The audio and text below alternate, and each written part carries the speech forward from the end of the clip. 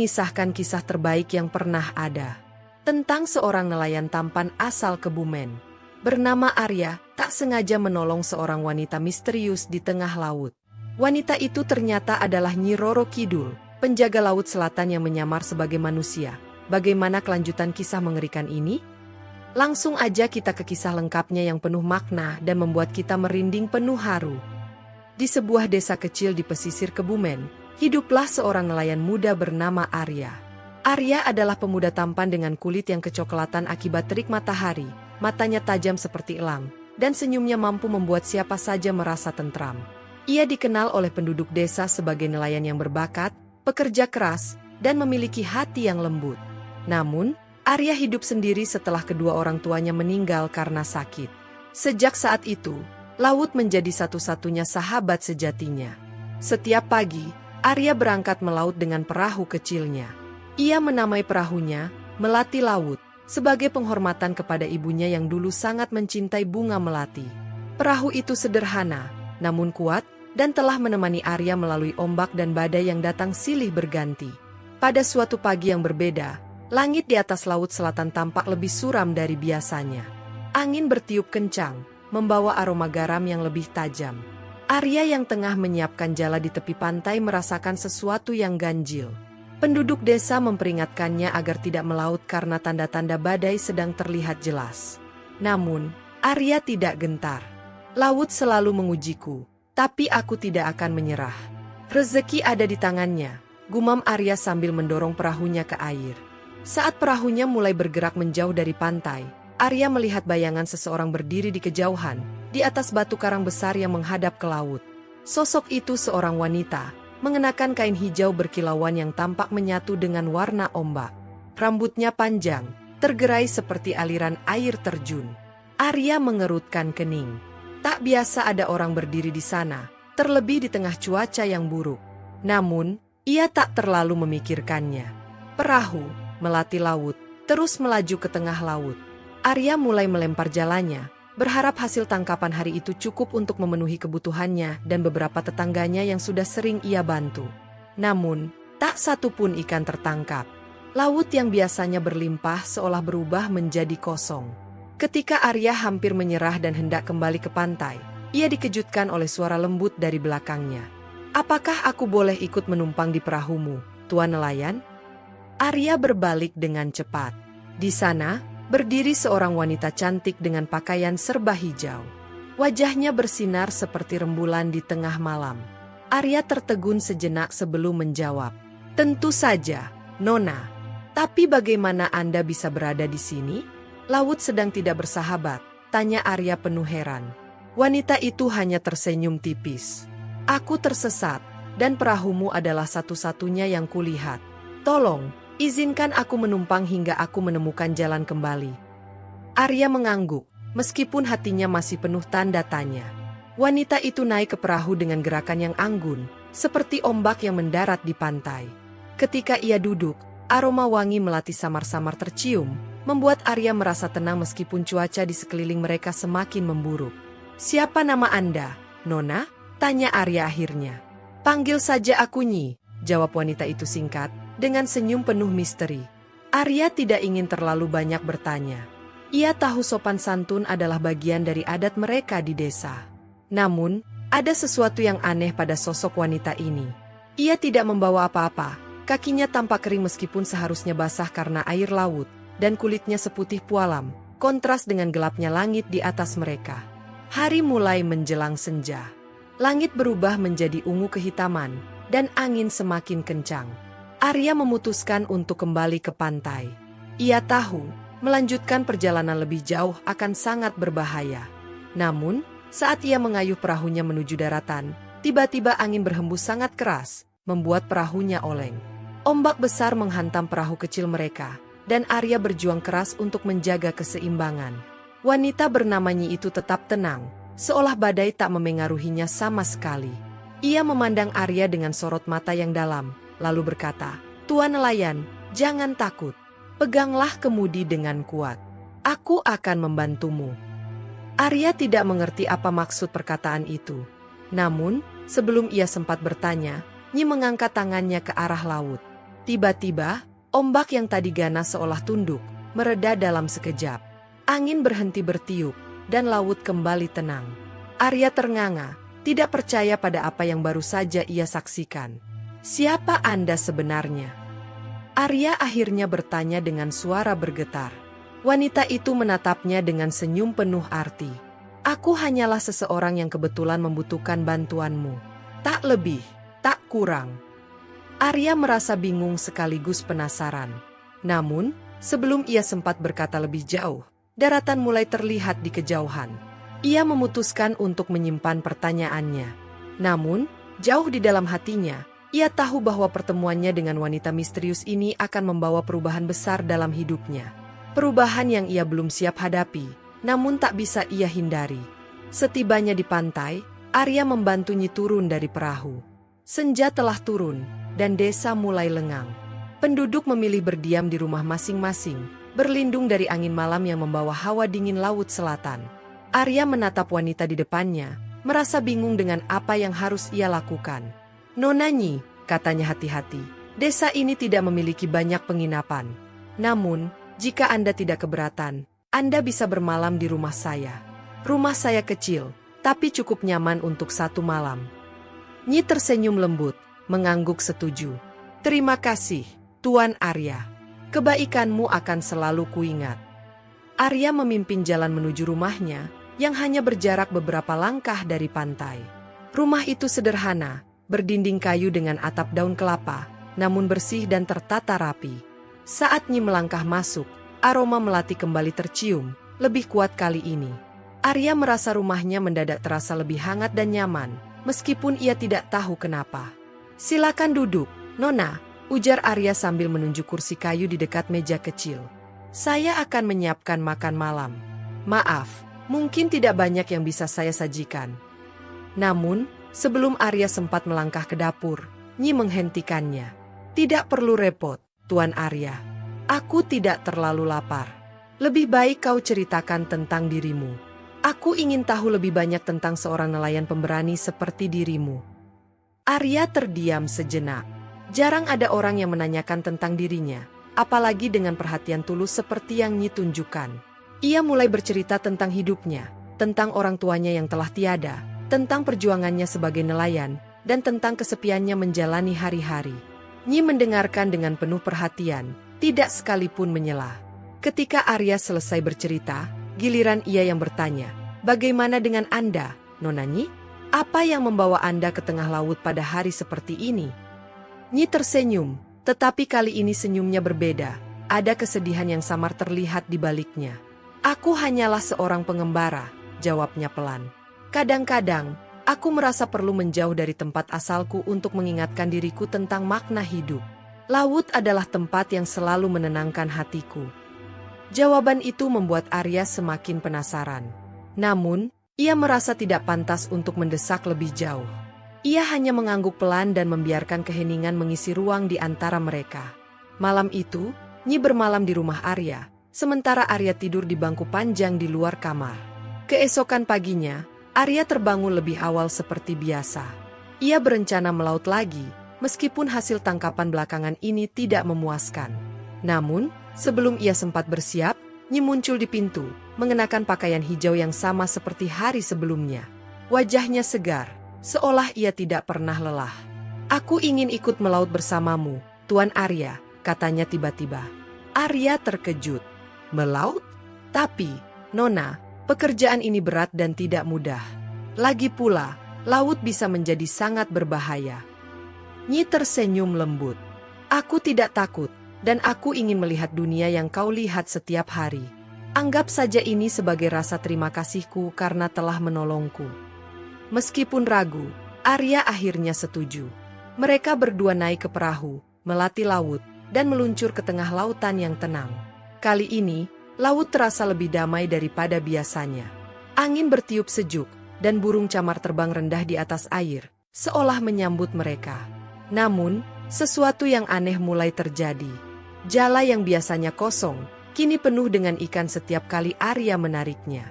Ikan-ikan itu besar, segar, dan lebih banyak daripada yang pernah ia tangkap sebelumnya. Arya tidak percaya pada keberuntungannya. Ini luar biasa, katanya dengan mata berbinar. Aku belum pernah melihat tangkapan seperti ini. Nyi hanya tersenyum, tapi tatapan matanya menunjukkan sesuatu yang lebih dalam. Laut selalu memberikan rezekinya kepada mereka yang tulus hati. Kau adalah salah satunya, Arya. Ketika hari semakin siang, Arya merasa bahwa keberadaan Nyi membawa berkah.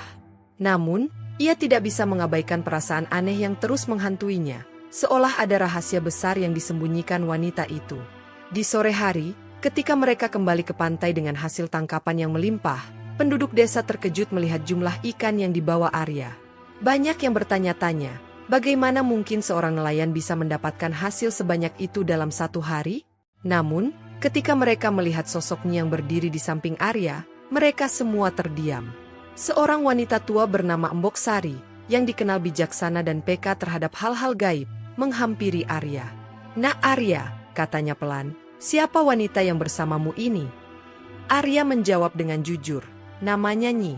Ia tersesat di laut kemarin, dan aku menolongnya." Mata Embok Sari menyipit, menatap Nyi dengan penuh kehati-hatian. "Hati-hati, Nak. Laut Selatan adalah tempat yang penuh misteri. Tidak semua yang kau temui di sana adalah manusia biasa." Arya merasa hatinya bergetar, tapi ia memilih untuk tidak menanggapi. Ia merasa bahwa Nyi, meskipun misterius, tidak menunjukkan tanda-tanda ingin menyakitinya. Namun, perkataan Embok Sari itu tertanam dalam benaknya. Malam itu, Arya duduk sendirian di depan rumahnya, memandangi bintang-bintang yang berkilauan di langit. Ia merenungkan semua kejadian aneh yang terjadi sejak ia bertemu dengan Nyi. Di saat itu, Nyi keluar dari dalam rumah, membawa secangkir teh untuk Arya.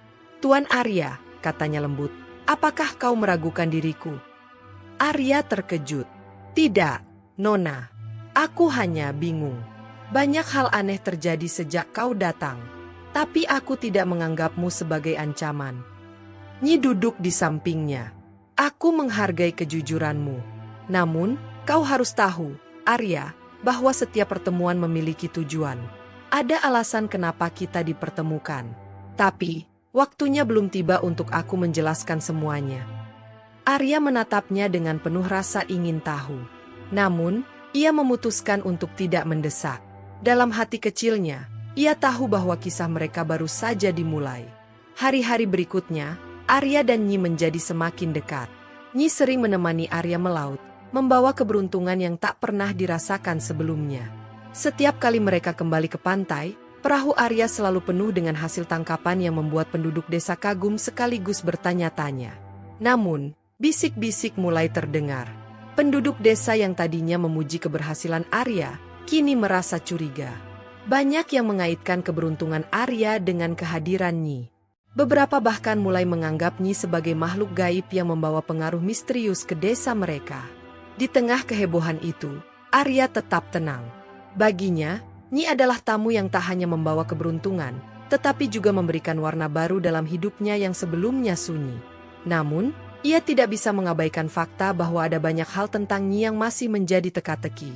Suatu malam, ketika bulan purnama bersinar terang di langit, Nyi mengajak Arya berjalan ke tepi pantai. Suara deburan ombak dan angin malam yang sejuk menciptakan suasana yang menenangkan. Namun ada sesuatu yang berbeda dalam cara Nyi memandang laut malam itu, seolah ada sesuatu yang ingin ia sampaikan.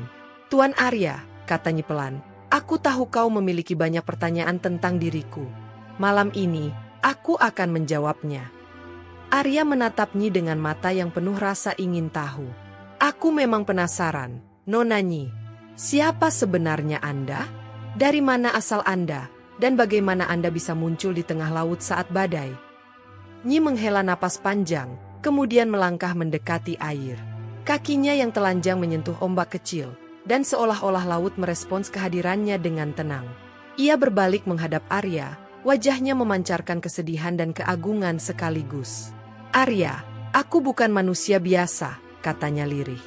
"Aku adalah penjaga Laut Selatan, yang oleh banyak orang dikenal sebagai Nyi Roro Kidul." Kata-kata itu seperti petir yang menghantam hati Arya. Ia terpaku, tidak tahu bagaimana harus merespons. Kisah tentang Nyi Roro Kidul adalah legenda yang sering ia dengar sejak kecil, Tetapi ia tidak pernah membayangkan akan bertemu langsung dengan sosok yang selama ini hanya ia anggap sebagai cerita rakyat. Aku tidak datang untuk menakutimu, lanjut Nyi. Aku datang karena ingin mengenal dunia manusia lebih dekat. Dan kau, Arya, adalah orang yang dipilih oleh takdir untuk menemaniku dalam perjalanan ini. Arya akhirnya menemukan suaranya. Tapi kenapa aku, Nona? Aku hanya seorang nelayan biasa. Apa yang membuat saya istimewa? Nyi tersenyum, namun senyumnya kali ini penuh makna. Ketulusan hatimu, keberanianmu, dan caramu menghargai laut telah membuatmu berbeda. Kau adalah manusia yang memiliki hubungan mendalam dengan alam, dan itulah yang membawaku kepadamu. Arya tidak bisa berkata apa-apa. Ia merasa kecil di hadapan sosok yang berdiri di depannya. Seorang ratu dari dunia yang tak pernah ia pahami sepenuhnya. Namun, ia juga merasa ada ikatan kuat antara dirinya dan Nyi, sesuatu yang tak bisa ia jelaskan dengan logika. Keesokan harinya, Arya merasa canggung saat kembali ke desa. Ia tidak tahu bagaimana harus bersikap setelah mengetahui identitas sebenarnya Nyi. Namun, Nyi tampak biasa saja, seolah tidak ada yang berubah. Ia bahkan membantu Arya membersihkan perahu dan menyapa beberapa penduduk desa yang mereka temui. Namun, hal-hal aneh mulai terjadi. Laut yang tadinya tenang berubah menjadi gelisah, dan penduduk desa melaporkan bahwa beberapa kapal nelayan tenggelam tanpa sebab yang jelas. Beberapa orang mulai menuding bahwa keberadaan Nyi di desa adalah penyebabnya. Dia membawa kutukan, bisik seorang pria tua di pasar. Laut tidak suka jika manusia bergaul dengan makhluk gaib. Arya yang mendengar tudingan itu merasa marah, tetapi ia tidak bisa menyalahkan penduduk desa yang ketakutan. Ia tahu bahwa ia harus melakukan sesuatu untuk menyelesaikan situasi ini, tetapi ia juga tidak ingin kehilangan Nyi yang telah menjadi bagian penting dalam hidupnya. Malam itu, Arya dan Nyi duduk di depan rumah, seperti biasa. Namun, kali ini suasananya berbeda. Arya akhirnya mengutarakan kegelisahannya. "Nyi," katanya pelan, penduduk desa mulai gelisah. "Mereka menganggap kehadiranmu membawa petaka. Aku tahu itu tidak benar, tapi aku juga tidak bisa membiarkan ketakutan mereka terus tumbuh." Nyi menunduk, wajahnya terlihat muram. "Aku mengerti, Arya. Dunia manusia dan dunia kami memang tidak selalu bisa berjalan berdampingan. Mungkin sudah waktunya aku pergi." Arya merasa hatinya remuk mendengar kata-kata itu. "Tidak, Nyi. Aku tidak ingin kau pergi. Tapi aku juga tidak ingin kau disalahkan atas sesuatu yang bukan salahmu." Nyi menatap Arya dengan mata yang penuh kelembutan. "Aku juga tidak ingin pergi, Arya. Tapi kadang, kita harus berkorban demi kebaikan yang lebih besar." Arya terdiam. Ia tahu Nyi benar, tetapi ia tidak bisa membayangkan hidupnya kembali seperti dulu, sepi dan sunyi, tanpa kehadiran Nyi. "Besok malam, aku akan kembali ke Laut Selatan," katanya akhirnya. "Tapi sebelum aku pergi, ada satu hal yang ingin aku tunjukkan padamu." Arya hanya bisa mengangguk. Dalam hatinya, ia merasa bahwa perpisahan ini bukanlah akhir, melainkan awal dari sesuatu yang lebih besar. Malam itu, ketika bulan purnama kembali bersinar terang, Arya dan Nyi berjalan bersama menuju pantai. Suasana sunyi, hanya terdengar suara deburan ombak yang menggema di kejauhan.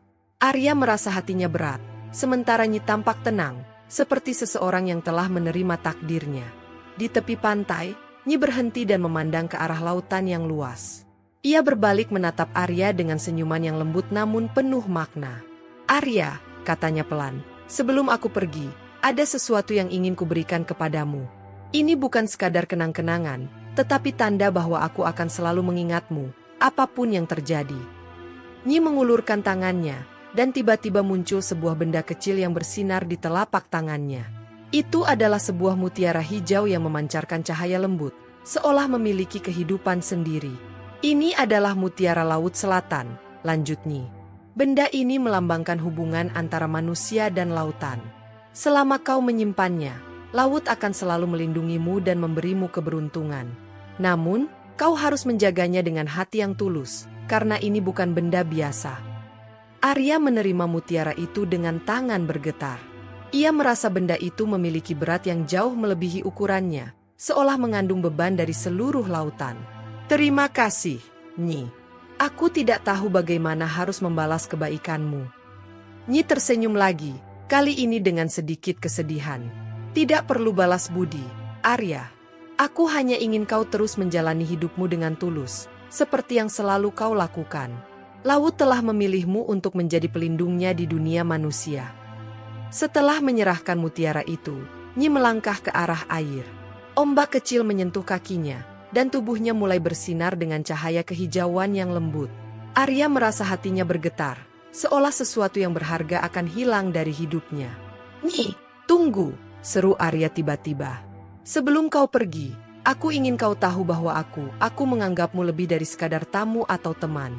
Kau telah menjadi bagian penting dalam hidupku, dan aku tidak tahu bagaimana aku akan menjalani hari-hari tanpamu." Nyi berhenti dan menoleh ke arahnya. Matanya yang dalam menatap Arya dengan penuh kasih. "Arya, perasaanmu adalah sesuatu yang sangat berharga bagiku. Aku pun merasa hal yang sama. Namun, dunia kita berbeda. Aku adalah penjaga laut, dan kau adalah manusia. Kita tidak bisa bersatu seperti yang kau inginkan."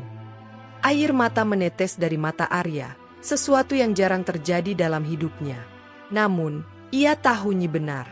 Ia tidak bisa menahan seseorang yang dunianya jauh lebih luas dan tak terbatas. "Janji padaku satu hal, Nyi," kata Arya dengan suara bergetar. "Jika suatu hari aku membutuhkanmu, apakah kau akan datang?" Nyi tersenyum hangat. "Tentu, Arya. Selama kau memegang mutiara Laut Selatan, aku akan selalu hadir ketika kau memanggilku. Kita terhubung selamanya oleh laut yang kita cintai." Dengan kata-kata itu, Nyi melangkah lebih jauh ke dalam air. Tubuhnya perlahan-lahan tenggelam, tetapi cahaya yang memancar darinya tetap terlihat, bahkan setelah ia menghilang ke dalam lautan. Arya berdiri di sana, memandangi laut yang kini kembali tenang, dengan mutiara hijau di tangannya. Setelah kepergian Nyi, kehidupan Arya berubah. Ia tetap melaut, tetapi kini ia melakukannya dengan semangat baru. Hasil tangkapannya selalu melimpah, dan penduduk desa yang tadinya curiga mulai menghormatinya. Mereka menganggap Arya sebagai nelayan istimewa yang mendapat berkah dari Laut Selatan. Namun, Arya tidak pernah melupakan Nyi. Setiap malam purnama, ia pergi ke tepi pantai dan menatap laut, berharap bisa melihat cahaya hijau yang pernah ia lihat di malam terakhir mereka bersama. Meskipun Nyi tidak pernah muncul lagi, Arya tahu bahwa ia selalu ada di sana, menjaga laut dan dirinya dari kejauhan. Bertahun-tahun kemudian, ketika Arya telah menjadi nelayan yang lebih tua dan bijaksana, ia mendengar desas-desus tentang badai besar yang akan melanda desa. Penduduk ketakutan, dan banyak yang bersiap meninggalkan rumah mereka. Namun, Arya tahu bahwa ini adalah saat untuk memanggil Nyi. Ia berdiri di tepi pantai, memegang mutiara Laut Selatan di tangannya. Dengan hati yang penuh harapan, ia memanggil nama Nyi. "Nyi Roro Kidul, penjaga Laut Selatan. Aku membutuhkan bantuanmu." Laut yang tadinya gelisah mendadak tenang. Ombak surut, dan angin berhenti bertiup. Dari kejauhan, cahaya hijau yang lembut muncul di atas air, bergerak mendekat dengan anggun. Sosok Nyi muncul kembali, sama cantiknya seperti yang Arya ingat. "Arya," katanya lembut, "kau telah menjaga mutiara ini dengan baik. Apa yang kau butuhkan dariku?" Arya menjelaskan tentang badai yang mengancam desa mereka. Nyi mendengarkan dengan serius, lalu mengangguk. "Aku akan membantu, seperti yang telah kita janjikan." Dengan gerakan tangannya, Nyi memerintahkan laut untuk tenang. Badai yang tadinya mengancam menghilang seketika, dan desa kembali aman. Penduduk yang menyaksikan kejadian itu menyadari bahwa Arya tidak hanya seorang nelayan, tetapi juga penjaga mereka, yang terhubung dengan kekuatan Laut Selatan. Malam itu, setelah badai berlalu, Arya kembali ke pantai untuk mengucapkan terima kasih. Namun, kali ini, Nyi tidak muncul. Ia hanya meninggalkan jejak cahaya hijau di permukaan laut, seolah mengatakan bahwa tugasnya telah selesai. Arya menatap laut dengan perasaan campur aduk. Ia tahu bahwa Nyi tidak akan muncul lagi, tetapi ia merasa bahwa ikatan mereka akan tetap abadi. Dengan hati yang penuh rasa syukur, ia kembali ke rumahnya, membawa mutiara itu sebagai pengingat akan cinta dan janji yang menghubungkan mereka selamanya. Terima kasih teman-teman yang sudah mendengarkan kisah ini sampai selesai. Saya harap teman-teman semua menyukainya, dan apabila ingin mendengar lebih banyak kisah-kisah menarik, jangan lupa untuk like, komen, dan subscribe. Dukung terus channel ini agar kami bisa terus menghadirkan konten yang bermanfaat dan inspiratif.